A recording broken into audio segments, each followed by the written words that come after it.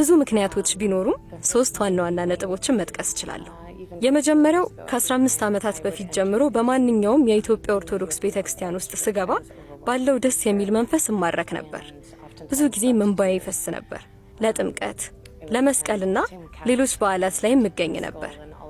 ይህም በውስጤ ጥልቅ ስሜትና ትዝታን ጥሎ አልፏል።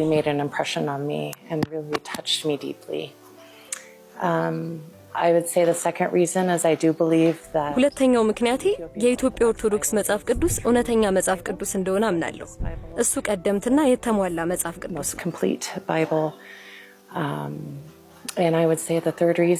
ሶስተኛው ምክንያቴ ደግሞ ሁልጊዜም በምእመኑ ጥንካሬና ለሃይማኖታቸው ባላቸው ታማኝነት እደነቃለሁ። ይህም በጣም ልብ የሚነካ ነው።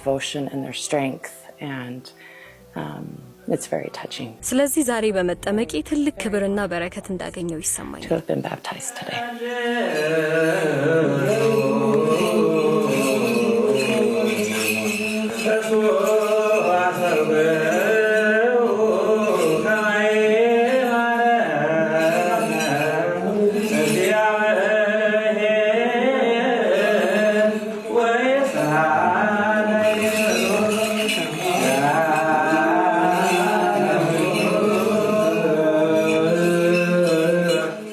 ለውጥ ቤተሰቦች እንዴት ተቀበሉት? በጣም ደስ ብሏቸዋል። በእውነት ነው የምለው፣ በጣም ደስ ብሏቸዋል። ቤተሰቦቼ የተለያየ እምነት ተከታዮች ቢሆኑም ልቤ እዚህ ኢትዮጵያ ውስጥ መሆኑን ያውቃሉ። ለረጅም ጊዜ ስላሰብኩበትም በውሳኔ በጣም ኮርተውብኛል።